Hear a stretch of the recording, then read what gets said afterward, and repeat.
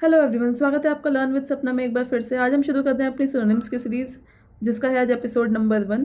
आज हम लर्न करेंगे 10 वर्ड जो कि सभी प्रीवियस ईयर एग्जाम्स में आए हुए हैं। वो वर्ड्स हैं जो हम एमसीक्यू फॉर्म में करेंगे आज। और अभी तक की जितनी क्लासेस पढ़ी हुई वोकैबुलरी की वो भी आप लोग करते रहिए। वो वर्ड के साथ सारी डिटेल थी, आज हम एमसीक्यू के साथ करेंगे। तो बिना टाइम वेस्ट के शुरू करते हैं आज के 10 वर्ड्स। आज का फर्स्ट वर्ड है डेराइड। डेराइड का क्या मतलब होता है? रेस्पेक्ट, प्रेज या मॉक या फिर असिस्ट। अब देखिए, रेस्पेक्ट का मतलब होता है इज्जत करना, जिसका एक वर्ड कराया था मैंने, रेवरेंस। आप लोग को लर्न हो तो। सेकंड वर्ड है प्रेज। प्रेज करना किसी को एनकरेज करना या फिर प्रोत्साहित करना, एनकरेज करना। मॉक का मतलब होता है क्रिटिसाइज करना। क्या होता है? क्रिटिसाइज करना, मजाक बनाना किसी की, क्रिटिसाइज करना। असिस्ट करने का मतलब होता है हेल्प करना।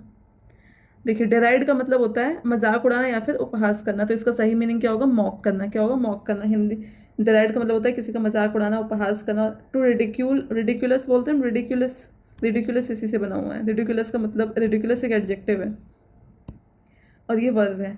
टू रिडिक्यूल और मेक फन ऑफ समवन, किसी का मजाक उड़ाना या फिर किसी की क्रिटिसिज्म करना।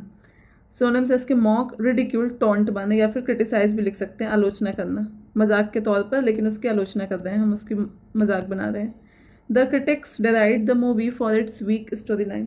जो क्रिटिक्स थे जो उसकी स्टोरी बता रहे थे, उन्होंने मूवी के बारे में क्या बताया? उनकी जो वीक स्टोरी लाइन थी, जो कमज़ोर उनकी स्टोरी थी, कहानी थी, उसके बारे में खूब खिल्ली उड़ाई। साधारण भाषा में आप कह सकते हैं खिल्ली उड़ाना। तो क्या हुआ? डिराइड का मतलब हो गया मॉक करना, डिराइड करना। राइड उसकी खराब थी, ऐसे लर्न कर लीजिए। उसकी राइड मतलब बाइक जो चला रहा था, राइड खराब है, इसलिए उसको आलोचना मिली, उसके मजाक बनाएंगे। रेस्पेक्ट मतलब इज्जत करना, रेवरेंस, प्रेज, एनकरेज। रेवरेंस बहुत बार आ चुका है। Mock, criticise, assist, help. आज का सेकंड वर्ड है अनकाउथ। क्या वर्ड है? अनकाउथ। अब देखिए इसके ऑप्शंस क्या क्या है। पॉलिश्ड। पॉलिश मतलब बिल्कुल रिफाइंड होना, रिफाइंड होना, क्लेवर होना, र्यूड होना। पॉलिश्ड का मतलब होता है बिल्कुल चमक रहा है, बिल्कुल जो चमकीला होता है, बिल्कुल क्लीन होता है, उसको बोलते हैं पॉलिश्ड। जैसे ज्वेलरी वगैरह जब गंदी हो जाती है तो हम पॉलिश करने जाते हैं, वही। रिफाइंड बिल्कुल रिफाइन किया हुआ, जैसे तेल वगैरह रिफाइन करते हैं वैसे ही। क्लेवर चालाक है, रूड है। तो अब बताइए अनकाउथ माने क्या होता है? रिफाइंड और पॉलिश्ड तो सेम सेम हो गई, ये तो सिनोनिम्स हो गए, तो ये तो होगा ही नहीं। क्लेवर या फिर रूड? र्यूड होगा इसका आंसर। क्या होगा इसका आंसर? र्यूड होगा। कैसे? असभ्य। रूड का मतलब भी जो गलत भाषा का प्रयोग करे या फिर गलत तरीके से बोले, गुस्से में होकर बोले, बदतमीजी करे, असभ्य है बिल्कुल। अनकाउथ का मतलब होता है, ऐसे लर्न कर लीजिए अनकाउथ को। उसे तो काउच, काउच बोलते हैं। काउच किसको बोलते हैं? जिस पर हम बैठते हैं। तो उसे तो काउच पर बैठना ही नहीं आता, बदतमीज है, बहुत असभ्य है, उसे तो आता ही नहीं कुछ। अनसिविलाइज्ड है बिल्कुल। क्या है? अनसिविलाइज्ड है। एक सेकंड। अनसिविलाइज्ड है, असभ्य है, बदतमीज है, लेकिन गुड मैनर्स, जिसके अंदर अच्छे मैनर्स नहीं है, उसको सभ्यता ही नहीं आती है, और रिफाइनमेंट बिल्कुल भी उसके अंदर समझ नहीं है। ड्यूड है, क्रूड है। क्रूड ऑयल होता है, क्रूड ऑयल। ऐसा रन कीजिए। ऑयल को जब हम, क्रूड ऑयल को जब छान लेते हैं, छानना, रिफाइन का मतलब होता है छान लेना उसे, बिल्कुल उसमें अच्छी चीज़ें निकाल लेना। तो क्रूड ऑयल को जब छानते हैं तभी तो रिफाइंड ऑयल बनता है, ऐसा रन कर लीजिए। इल मैनर्ड है बिल्कुल, काउच पर बैठना ही नहीं आता, इसलिए वो र्यूड है। His अनकाउथ behaviour at the dinner shocked everyone. जो उसका र्यूड बिहेवियर था, अनकाउथ बिल्कुल असभ्य बिहेवियर था डिनर, जब वो डिनर कर रहा था, तो सभी को उससे शॉक लगा, मतलब बिल्कुल चौकन्ने रह गए कि भाई ऐसा बिहेवियर कैसे कर सकता है। आज का थर्ड वर्ड देखते हैं। आज का थर्ड वर्ड है सॉलिसिटस। क्या वर्ड है? सॉलिसिटस। अब देखिए इसका क्या होगा। इंडिफरेंट होगा, केयरिंग होगा, लेजी होगा या हार्श होगा। बताइए क्या होगा। इंडिफरेंट का मतलब होता है बिल्कुल उदासीन, जिस पर किसी बात का कोई फर्क ही नहीं पड़ता हो, इंडिफरेंट है बिल्कुल ही। केयरिंग, ध्यान रखने वाला। लेजी, आलसी। हार्श, जो बहुत ज़्यादा रूड हो, बहुत कठोर हो। तो इसका क्या मतलब होता है? इसका मतलब होता है बहुत चिंतित होना। सॉलिसिटस का मतलब होता है चिंतित होना। अब जो चिंतित होगा वही तो ध्यान रखने वाला होगा या फिर ध्यान रखने वाला होगा। तो सॉलिसिटर्स का मतलब होता है केयरिंग। ओके। शोइंग कंसर्न और care for someone's wellbeing. Concern दिखाना, चिंता दिखाना, ध्यान रखना किसी की सेहत का। केयरिंग होना, बहुत कंसर्न होना, अटेंटिव होना, जागरूक होना। She was always solicitous about her mother's health. वो अपनी माता की सेहत को लेकर बहुत ज़्यादा चिंतित रहता था। फोर्थ वर्ड देखते हैं आज का। तो फोर्थ वर्ड है मर्क्यूरियल। मर्क्यूरियल का क्या होगा? सिनोनिम बताइए। स्टेबल होगा, अनप्रिडिक्टेबल होगा या फिर काम होगा या सीरियस। सीरियस होना, बहुत ज़्यादा अपने आप में रहने वाला, जो कि आगे पीछे किसी को ना देखता हो, बिल्कुल अपने हर चीज़ को फोकस्ड हो, उसको बोलते हैं सीरियस। काम भी, शांत रहने वाला। जो सीरियस है वो शांत तो रहता है, ये सिनोनिम हो सकते हैं एक दूसरे के। अनप्रिडिक्टेबल, जो कि जिसका कोई मतलब प्रिडिक्ट नहीं कर सकते हम कि ऐसा कुछ होने वाला है, जो भविष्य में कुछ ऐसा होने वाला है, वो अनप्रिडिक्टेबल है बिल्कुल, उसको बोलते हैं। स्टेबल, स्थिर रहने वाला। क्या? स्थिर रहने वाला। तो अब बताइए क्या होगा इसका। चंचल है बहुत। मर्क्यूरियल का मतलब होता है बहुत ज़्यादा चंचल होना, अस्थिर स्वभाव वाला, अस्थिर स्वभाव वाला, ठीक है। स्टेबल का मतलब होता है स्थिर। अनप्रिडिक्टेबल, जिसका हमें भरोसा ही नहीं कब क्या हो जाए उसको बोलते हैं, तो इसका आंसर क्या होगा, अनप्रिडिक्टेबल। मर्क्यूरियल अनप्रिडिक्टेबल, चेंज हो जाएगा कभी भी। Subject to sudden changes of mood और माइंड, अचानक से किसी का मूड बदल जाना, माइंड बदल जाना, उसको बोलते हैं मर्क्यूरियल। क्या बोलते हैं, मर्क्यूरियल। चंचल है, अस्थिर स्वभाव है। मूडी है, वॉलेटाइल है, वॉलेटाइल।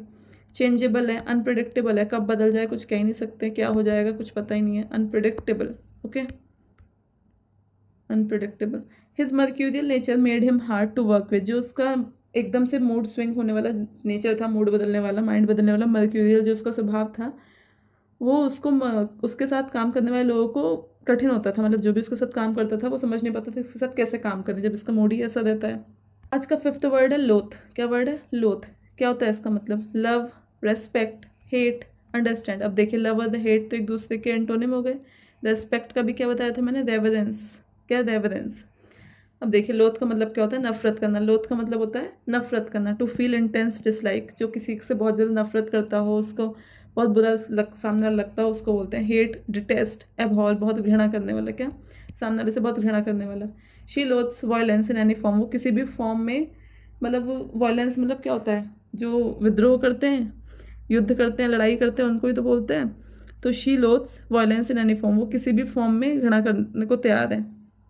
ठीक है, सिक्स्थ वर्ड देखते हैं आज का। सिक्स्थ वर्ड क्या है, सिक्स्थ वर्ड है आज का बिहेस्ट। क्या वर्ड है, बिहेस्ट। अब बताइए इसका क्या मतलब होगा, एडवाइस होगा, रिक्वेस्ट होगा, कमांड होगा, या ऑफर। ऑफर, किसी को ऑफर करना, do you want some coffee, do you want some tea, इस तरीके से किसी को ऑफर करना। कमांड करना, किसी को आदेश देना। रिक्वेस्ट करना, किसी से क्या करते हैं हम, रिक्वेस्ट करते हैं कि क्या आप मेरे लिए काम कर सकते हो, इस तरीके से। एडवाइस करना।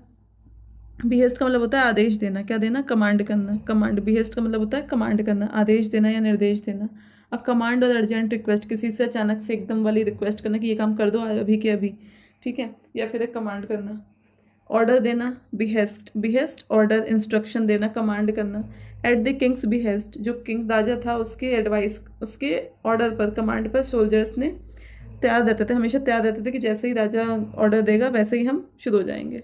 वर्ड है आज का वेनेरेबल। क्या वर्ड है, वेनेरेबल। अब बताइए इसका मतलब क्या होता है, यंग, डिसरेस्पेक्टफुल, रेस्पेक्टेड या केयरलेस। अब देखिए इसको छाटने का तरीका क्या है।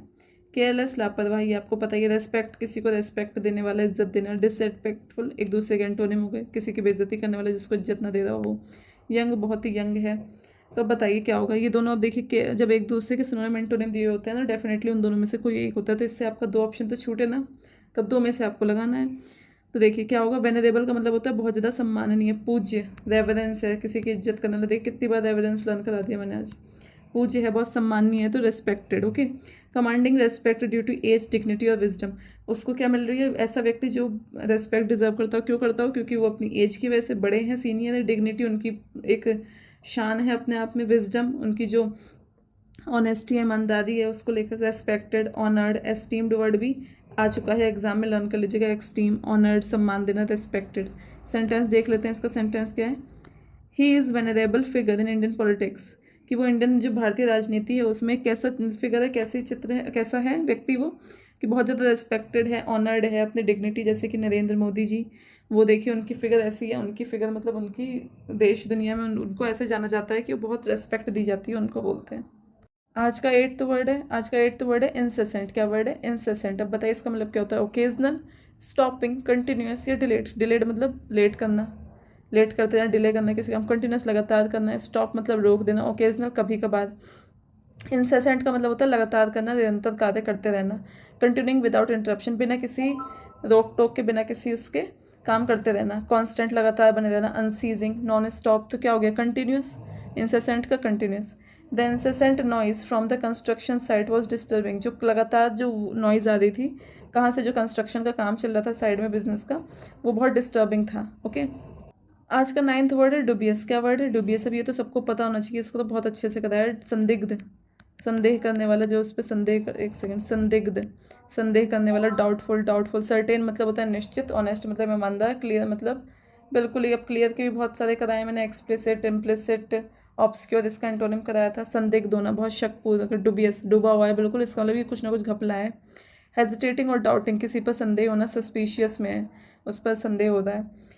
अनसर्टेन, अनसर्टेन है, अनिश्चित है, सस्पिशियस है, क्वेश्चनेबल है, क्वेश्चन करना पड़ रहा है उस पर, इसलिए वो मतलब कोई इसने ऐसा कार्य कर दिया कि उस पर संदेह हो रहा है हमें कि हाँ यही हो सकता है कुछ ना कुछ, तो ऐसा जैसे पुलिस करती है चोरों के साथ वैसे ही, जो जिनको पकड़ के ले जाती है, संदेह की अवस्था में होते हैं तभी तो पकड़ के ले जाती है।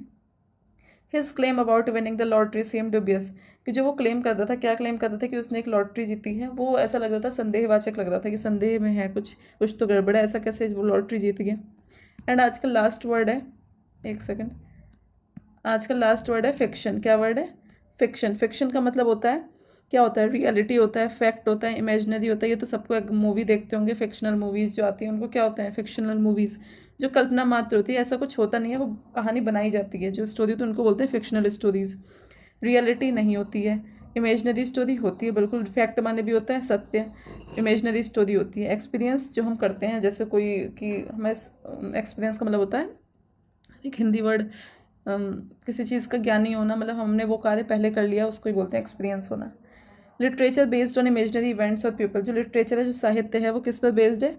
किस पर बेस्ड है? कल्पना मात्र वाले इवेंट्स पर, पीपल पर, लोगों पर, उसको बोलते हैं। सिनोनिम्स में इमेजिनेशन, फैंटेसी, नॉवेल्स वगैरह आती हैं, लव वगैरह की, प्यार वगैरह के ऊपर कुछ कहानियाँ आती हैं, पुरानी पुरानी नॉवेल्स, तो वो सब फैंटेसी वाली होती है, मतलब इमेजिनरी होती हैं, फिक्शनल होती हैं सब।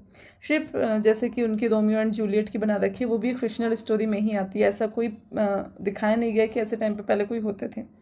She prefers fiction over non fiction books, वो कैसी बुक्स प्रेफर करती थी? नॉन फिक्शन वो होती है जो सत्य घटना पर आधारित होती है, और फिक्शन वो होती है जो असत्य घटना, जो इमेजिनरी बनाई हुई होती है। तो वो कैसी बुक प्रेफर करती थी? जो फिक्शनल हुआ करती थी। ओके, सो आज के 10 वर्ड्स होते हैं कंप्लीट, लगभग हमने 10 वर्ड्स के और MCQ बेस्ड किए हैं। आप लोग को इससे फ़ायदा ये मिलेगा कि जो एक्स्ट्रा 4 वर्ड उसमें दिए हुए हैं वो भी आपको साथ में लर्न होंगे, कि जैसे रेस्पेक्ट का बहुत अच्छे तरीके से लर्न हो गया और पूरा वर्ड आपको लर्न ही हुआ।